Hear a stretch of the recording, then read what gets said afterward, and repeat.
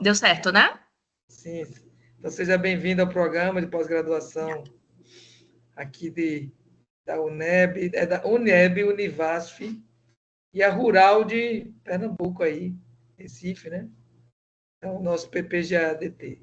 Fica à vontade. Primeiramente, muito obrigada pelo convite, Alexandre. É um prazer estar aqui com vocês, divulgando um pouco do meu trabalho. Né? Para quem não me conhece, eu sou a professora doutora Gisele Cardoso Lima, recém-formada, né? Então eu estou saindo do que vocês estão finalizando, concretizando agora, né? Então é um prazer estar aqui com vocês, passando um pouquinho do que eu fiz, do que eu apresentei, do que eu trouxe de trabalho na minha tese, né? Falar um pouquinho de mim, né? Eu sou graduada em licenciatura em Física pela Universidade Estadual do Ceará.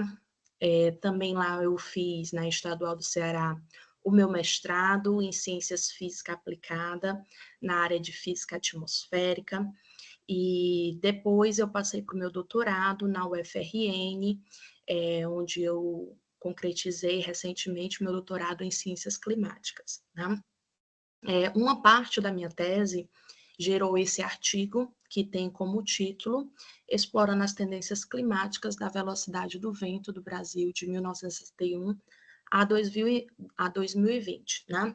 Então, por que estudar e quais são os benefícios da energia eólica, né, para todo mundo?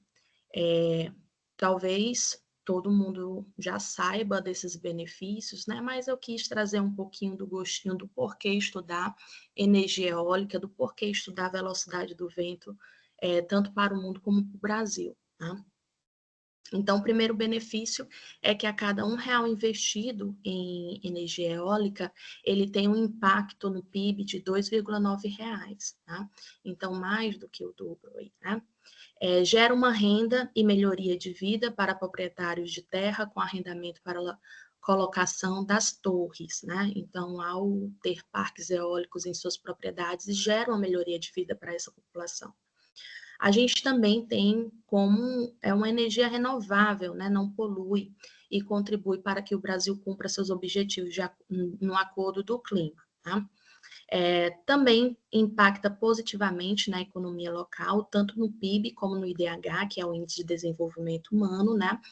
E esse impacto é um aumento de cerca de 25%. E também permite que o proprietário da terra siga com plantações ou criações de animais, tá? Há controvérsias um pouco sobre esse assunto, né? Mas eu creio e vejo que é muito melhor nós discutirmos como essas plantações, criações e a própria vida próximo de parques eólicos das pessoas, né? Dessa melhoria desses proprietários de terra, do que a gente discutir como utilizar fontes que não são renováveis, como de combustíveis fósseis, né? Então, ao meu ver, é um lado positivo. E gera cerca de 11 postos de trabalho a cada megawatts instalado. Então, a gente tem aí muitos benefícios, mais benefícios do que malefícios, né? Hoje, atualmente, o tamanho da indústria no Brasil, eólica, é de 32 gigawatts, né? No finalzinho de 2023, a gente estava em torno de 28 gigawatts, e a gente já atingiu hoje, esse dado é atual, de 32 gigawatts, né, de capacidade instalada e operacional. A gente tem cerca de 1.063 parques eólicos, que contam mais de 11 mil aerogeradores em 12 estados do Brasil. Então, como eu disse para vocês, esse é um pedaço da minha tese, né, que deu esse artigo aí na Revista Internacional de Climatologia, né, que tem como título Evolução da Velocidade do Vento Observada no Brasil durante esses 60 anos, de 1961 a 2020, né? Tenho aí como parceiros de autoria a minha orientadora Daniele Torres, meu co-orientador Cláudio Moisés e uma amiga de trabalho, Patrícia Catarina, né? Todos da Universidade Federal do Rio Grande do Norte, mas a professora Daniele é atualmente professora da Universidade do Piauí. Tá? como eu disse para vocês, ó, recém-formada, esse artigo foi aceito recentemente, dia 25 de fevereiro de 2024, tá? Os meus dados já estão também disponíveis, os dados onde eu trabalhei toda a minha tese, não só esse artigo, mas outros trabalhos, eles também já estão disponíveis na plataforma Mendeley Data, então depois vocês podem acessar esse banco de dados, né, de 60 anos de velocidade do vento, totalmente preenchido, né, contando aí com 54 estações. Daqui a pouco vou explicar o porquê, né, de só termos 54 estações, e ele já se encontra disponível, caso vocês precisem ou queiram fazer trabalhos, né, vocês podem acessá-lo e tê-los preenchidos bonitinho para vocês executarem seus trabalhos. Então, vamos lá. Na introdução desse artigo, eu falo um pouco sobre como a matriz elétrica brasileira se comporta em nível de energias renováveis, né? Nós sabemos que maior parte da matriz elétrica, a matriz energética brasileira também tem uma grande concentração de energias renováveis, mas a matriz elétrica, em sua grande parte, né, de energias renováveis, sendo em torno aí de aproximadamente 15% compõe a energia eólica, né, da nossa matriz elétrica. Em 2023, como eu disse para vocês, no finalzinho, ficou aí entre 26 e 28, esses dados ainda do artigo, né? Sendo o Nordeste brasileiro a região que produz mais, que tem maior potencial eólico e, consequentemente, que produz também, né? Atualmente, cerca de 90,3% no Nordeste brasileiro, é concentrado no Nordeste brasileiro, né? Esses dados, a maioria desses dados que eu trago para vocês são da Associação Brasileira de Energia Eólica. Então, é imprescindível que a gente estude a variabilidade climática, tanto sazonal como interanual da velocidade do vento, né? Eu trouxe aqui alguns artigos que têm como referência dentro da minha introdução, né? Gilliland e Ken, eles trazem que a velocidade do vento no Brasil, na maior parte do território, é modulado pela intensidade do anticiclônico subtropical do Atlântico Sul, a ASAS, né? Eu também trago essa conclusão no meu artigo. Reboita 2019 traz uma perspectiva de que as mudanças dessa variável no Brasil, através de projeções para o século XXI, e modelos climáticos apontam uma leve expansão também da ASAS em direção ao norte, né? Também uma conclusão que a gente vai ver nesse artigo, devido ao alargamento da célula de Hadley. Prior e Reboita, Prior 2012, 2020, Reboita 2017, traz como projeções climáticas para o final do século, aponta um aumento da disponibilidade eólica em escala global, né? Entretanto, alguns aspectos regionais dessa projeção evidenciam um aumento mais acentuado na parte norte, centro-leste da América do Sul, né? Também é uma observação que eu faço na conclusão desse artigo, de que eu estou trabalhando com o Brasil, é interessante a gente também ver os aspectos regionais da análise da tendência da velocidade do vento, né? E Pimenta 2019, Silva 2016, não verificou mudanças claras na velocidade do vento sobre diferentes regiões costeiras, e isso favorece a complementaridade da energia eólica e energia hídrica, né?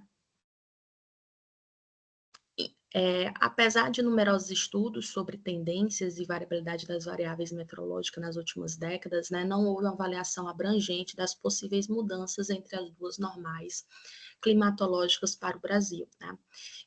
Quem for ler esse artigo, ele vai ver que poucas vezes eu falo sobre normais climatológicas como referência, porque a gente não tem. Basicamente, os trabalhos que a gente tem mais falando no Brasil sobre normais climatológicas de velocidade do vento é o do Gilliland, que trabalha com reanálise, e do PES, que trabalha com velocidade do vento em extremos, tá? E nenhum dos dois tem a quantidade de dados que eu trago aqui nesse trabalho, tá? Então, apesar de estudarmos a tendência dessa variabilidade, falta-se muitos trabalhos, né, sobre essas características e sobre as normais climatológicas de velocidade do vento. Globalmente, a gente tem trabalhos, né, que indicam uma diminuição da velocidade do vento, né? Mas a taxa de declínio varia dependendo da localização geográfica e da escala do tempo, algo também que a gente vai ver nesse estudo aqui, né, se tratando de Brasil. Aí nós temos trabalhos aí de Ehrman, Google, Burst, né, alguns trabalhos aí que a gente tem globalmente falando de tendências da velocidade do vento. Então, comparar duas climatologias eólicas, né, cada uma de 30 anos, é importante devido à tendência recente do aumento de parque eólico, ou seja, a expansão que a gente está tendo da velocidade do vento. Alguns poderiam até dizer que já estamos concretizando tudo que se tem de velocidade do vento, de estudos voltados à velocidade do vento, mas a gente já está indo para outro campo, que é o offshore, né? Saindo um pouco das torres em terra, indo para torres ao mar, né? Então, a gente aí tem uma nova plataforma para se estudar. Na minha tese, eu também abordo isso, né? Aí vem para trabalhos futuros, para outra palestra, né? Então, exigindo, portanto, uma avaliação de possíveis mudanças em termos de geração de energia no país, né? E é importante a gente enfatizar que se a gente está implantando um novo parque, uma nova usina, que ela seja renovável, né? Então, além disso, não há estudos com séries de dados de ventos de 60 anos observado em sítios no país, né? Então, trago a motivação para o trabalho, analisar essas prováveis mudanças da velocidade do vento, né, média diária, a uma altura de 10 metros, e identificar possíveis tendências da velocidade do vento do Brasil. E qual seria a dificuldade encontrada para fazer esse estudo, né? Como eu afirmei, não temos aí boas referências, não temos grandes referências aí tratando das normais climatológicas de velocidade do vento, né? O grande obstáculo é a falta de dados, quando disponível os números elevados de dados faltantes, né? Mesmo que você trabalhe com outra variável meteorológica, você vai ver que a maioria dos bancos de dados com dados observados tem um grande número de dados faltantes, né? Então, saber trabalhar com esses dados, manejá-los corretamente, preenchê-los corretamente, é uma grande dificuldade que muitos ainda possuem, né? E eu trago uma ferramenta prática, eficiente, né, que pode estar dando bons resultados, não só para a variável velocidade do vento, como para outras variáveis também, tá? As perguntas científicas que eu trago e que eu respondo no decorrer do artigo é se o método de imputação múltipla que eu uso na minha metodologia, que é o Bootstrap Expectation Maximization Algorithm, ele é eficaz para preencher dados faltantes de velocidade do vento. Durante o decorrer do trabalho, eu vou chamar somente de bootstrap. A segunda pergunta é se existe diferença entre os resultados da análise de tendência entre as duas normais climatológicas, porque a gente poderia encontrar tendências não significantes, né, não alteração na velocidade do vento, e também da densidade de potência, né? Então, estarei respondendo essa pergunta. E, por fim, nas estações meteorológicas localizadas próximos a parques eólicos, há tendência significativa de aumento ou diminuição para a velocidade do vento e densidade de potência, né? A gente vem aí também respondendo essa pergunta. Bom, então, o objetivo geral do meu trabalho foi apresentar nesse presente estudo, né, analisar as séries de longo prazo da velocidade do vento onshore, inicialmente, né, no período de 60 anos, de 61 a 2020, e como objetivos específicos, a gente tem como analisar a eficiência do método de imputação múltipla, o bootstrap, né, para a velocidade do vento diária, identificar as possíveis mudanças entre os dois períodos, de 61 a 90 eu vou chamar de período 1, e de 91 a 2020 eu vou chamar de período 2, e verificar se há tendência significativa, né, durante esse período de 60 anos. Bom, então, vamos iniciar aqui os dados e métodos desse artigo. Tá? Aqui se encontra a figura da localização das estações meteorológicas convencionais do INEMET, né, no banco de dados meteorológicos utilizadas nesse estudo, que eu utilizei foram 54 estações. Né? Inicialmente, eu iniciei trabalhando, né, tanto na minha tese como nesse primeiro artigo, com 628 estações. Mas para você ver, todos os testes que eu fiz, né, que foram vários, eu cheguei a 54. Então, uma redução drástica aí do número de estações no Brasil, né, porque existe uma precariedade. E também já vou solucionando uma pergunta que vocês podem ter. É muito complicado utilizar dados observados, né? Porque a gente ainda não tem, assim, também muita certeza de quão fidedigno esses dados são, né? Se eles realmente estão tendo manutenções eficientes. Então, foi feito grandes análises estatísticas desses dados e também visualmente, a análise desses 60 anos, assim, série por série, tá? Então, foi um trabalho bem robusto de análise de dados, tá? Trabalhei com as médias diárias dessas estações, né, do dia 1º de janeiro de 61 até o último dia de 2020. E outro filtro que eu fiz foi de separar somente estações que tivessem até 30% de falhas, né? Então, mais de 30% de falhas, mesmo que fosse em intervalos diferentes, eu não escolhi para poder trabalhar, né? E outro filtro que foi importante foi que esses dados, mesmo que menos que 30%, eles não pudessem ser em 10 anos consecutivos, né? Então, falhas muito grandes também eu não trabalhei, tá?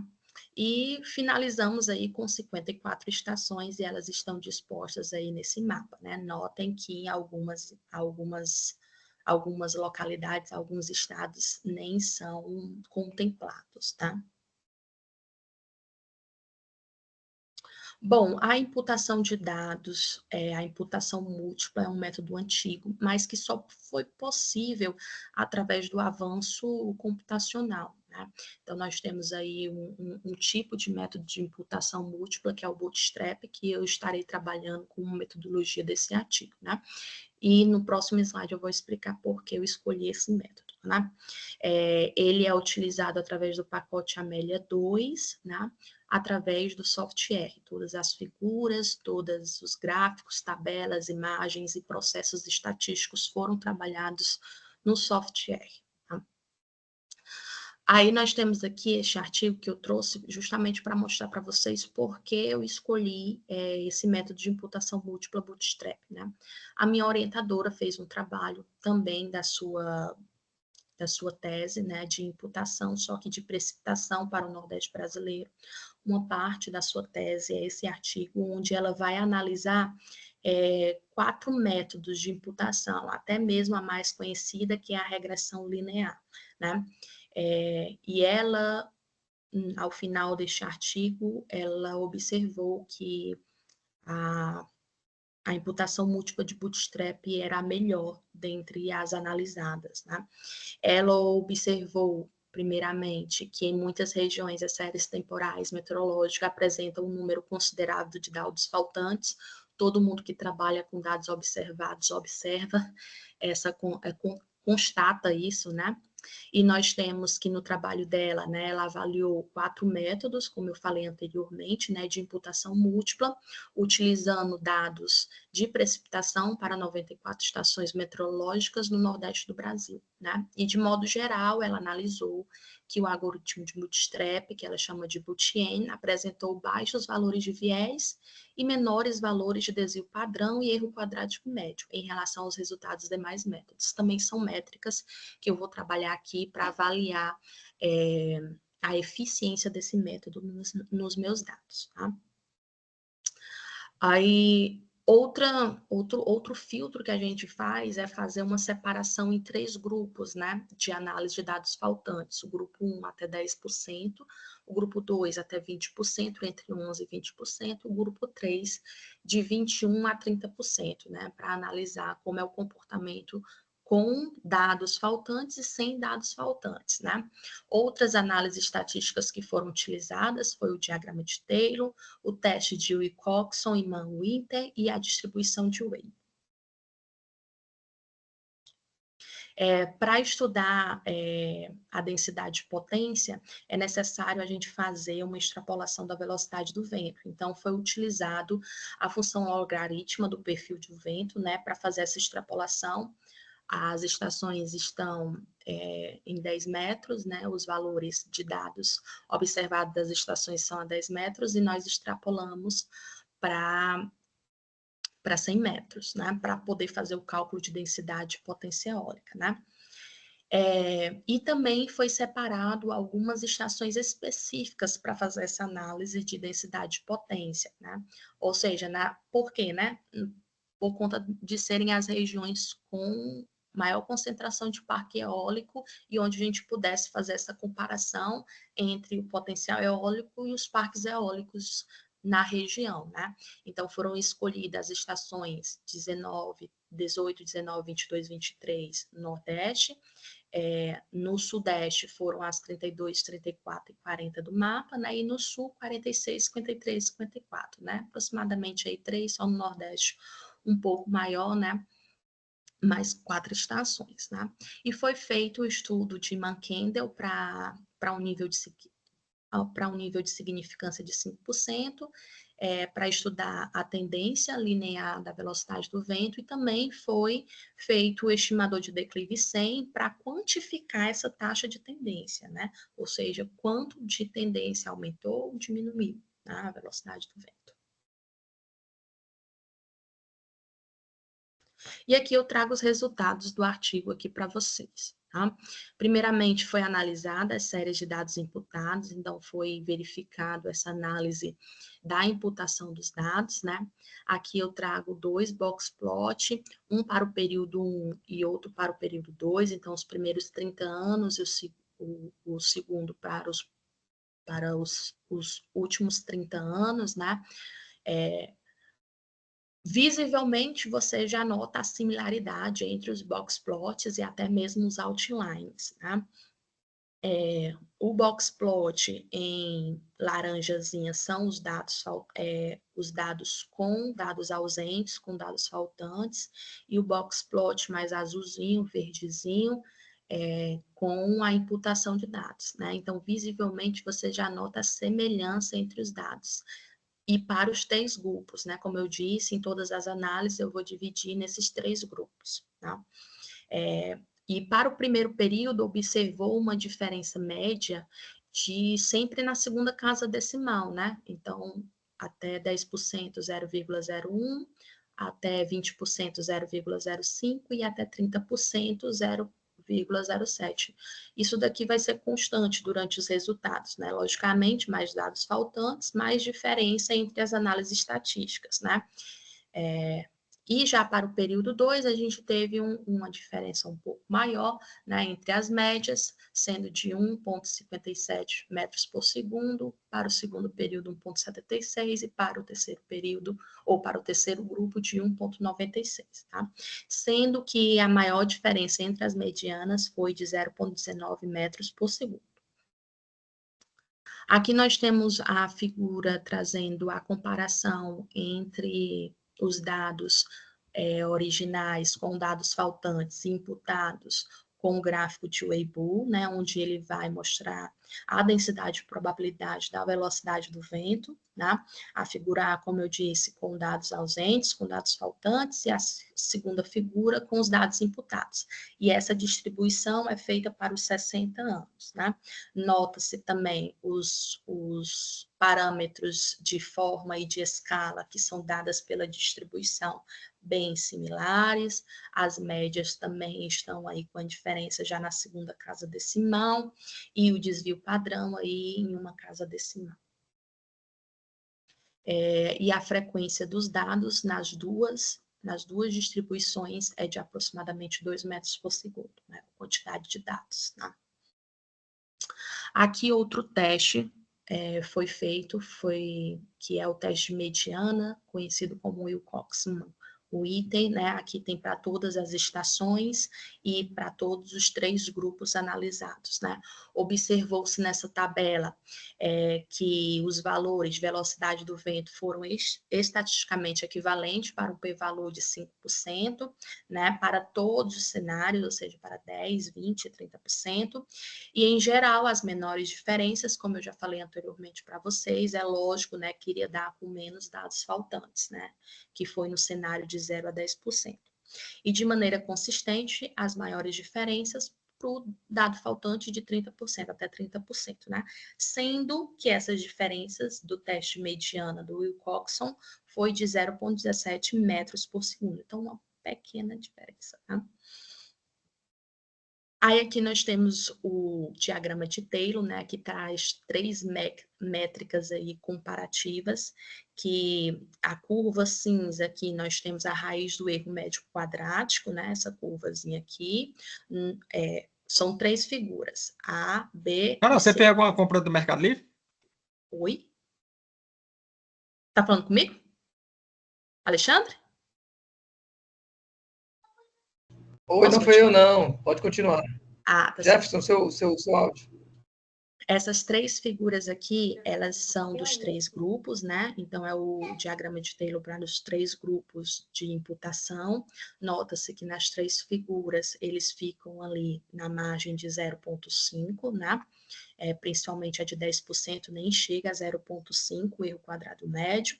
O desvio padrão, que são as linhas azuis, né? Ficam ali próximo à normalização de 1, nas 3 figuras, né? E o Rzinho, que é o coeficiente de correlação, que é denotado pelas linhas pretas, né? Elas ficam em torno de 0,93, mais ou menos, em todos os 3. Bom? Então, aí cada estação, né, uma bolinha dessa é um símbolozinho desse, né? Nota que elas estão bem juntas. Eu acho esse gráfico bem interessante. E aqui nós temos uma análise mais pontual, né? Foi escolhida 4 estações, né? Estação número 1, número 2, número 17 e número 22, né? E aqui vai mostrar a velocidade sazonal do vento original, né? Que é a rosazinha, e os 3 cenários. Visualmente, nota-se que eles estão bem próximos entre si, né? Então, estão bem um em cimazinha do outro. Chega a momentos que elas são idênticas, né? E pequeninas variações. A maior variação aqui está na estação 1 e na estação 2, né? Provavelmente essas estações aqui são no norte do Brasil. Aí os valores mínimos observados foi de aproximadamente 1 metro por segundo de diferença e os valores máximos de 5 metros por segundo. Não de diferença entre cada linha, né? De diferença entre a velocidade do vento máxima e mínima. E aqui nós vamos para a análise de tendência, né? Para o gráfico de tendência da velocidade do vento e aspectos regionais, né? Esses 2 gráficos aqui trazem as tendências lineares significativas, a figura A para o primeiro período, para os primeiros 30 anos, e a figura B para os próximos 30 anos, últimos 30 anos, né? Quando você faz a comparação inicial visual entre as 2 figuras, né, você já nota de cara que houve aqui um aumento da velocidade do vento nessa parte do norte, né? Então, aumentou as estações mais aqui ao norte com tendências positivas. E outra observação também mais visual que a gente tem é que no litoral do Brasil passaram-se a ter tendências negativas, né? Então, no norte, um aumento de positiva e no litoral do Brasil, aumento de tendências negativas, né? No geral, para o período 1, 57% são de tendências positivas e 43% de tendências negativas. Comparado ao período 2, houve uma diminuição das tendências positivas e aumentou o número de tendências negativas. Então, se a gente fosse analisar unicamente esse gráfico aqui, a gente veria que a velocidade do vento, no geral, em média, está diminuindo, tá? Aí aqui nós temos o gráfico já do estimador de declive 100, que é onde a gente vai verificar a intensidade dessas tendências, né? A máxima intensidade foi observada de 1,01 metros por segundo, né, por década, esse gráfico aqui, né, a cada 10 anos, um aumento ou uma diminuição de 1,01 metros por segundo, tá? Nota-se também a intensidade, o tamanho dos triângulozinhos, né? Nota-se que a tendência tem diminuindo no geral, né? Os triângulos aqui estão maiores no primeiro período que no segundo período, né? No geral, no período 1, a gente tem a menor taxa de tendência de 0,71 para a estação de Torre 52, se eu não me engano, fica ao sul do Brasil, e a maior taxa de 1,01 em Conceição do Araguaia, se não me engano, fica aqui mais ao nordeste. Já para o período 2, a gente tem a menor tendência também de 0,71 em Campos do Goytacazes, que é a estação 40. Duas observações sobre essa estação aqui. Ela aqui, quando analisada para o segundo período, para os últimos 30 anos, ela deu uma tendência negativa. Quando comparado os 60 anos, ela deu uma tendência não significativa, né? Foi a única que houve essa diferença, quando comparado aos 60 anos. E também uma observação aqui de tendência positiva, a máxima registrada foi de 0,37 metros por segundo por década em Quixeramobim, né, que é a estação aqui concentrada no Ceará. Essa figura ela não está no artigo, mas eu trouxe para vocês porque eu gosto dela. É a variação mensal da velocidade do vento, né? Foi uma das primeiras figuras que eu fiz, né? Para cada estação analisada, onde a gente vai ver a diminuição e a comparação dessa variação mensal entre os dois períodos, né? Então, visivelmente, a gente tem aqui cada ponto, é cada mês, né? E a gente vai notando aqui a figura, a parte. A linhazinha vermelha é os primeiros 30 anos. A linhazinha azul são os próximos 30 anos. Então, aqui a gente está observando que essas figuras aqui são de diminuição significativa da velocidade do vento em média. Né? As principais diminuições foram para a estação de Manaus, a 11, uma variação entre as médias mensais de 1,5, e Óbidos, no Pará, e Salvador, Bahia, 32, de uma diferença de 0,8 metros por segundo. Aqui, continuando a figura anterior, né, porque a gente tem mais diminuição significativa das estações, né, nota-se aqui que eu tenho 71 estações, né, como eu disse, essa figura ela não está no artigo, né, foi uma análise preliminar que eu fiz, né. As menores diminuições foram para a Torre 69, de 1,5 metros por segundo, para São Simão, em São Paulo, Campos do Goytacazes virou 53, né? Lá anteriormente era 40, Santa Maria 67, uma diferença de 0,8 metros por segundo em média da variação mensal da velocidade do vento, né? Então, esse gráfico aqui também está trazendo uma diminuição da velocidade do vento, uma tendência de diminuição significativa. E aqui nós temos a de aumento, né? Nota-se que são bem menos estações, é só uma única figura, né? E o aumento é pouco, né?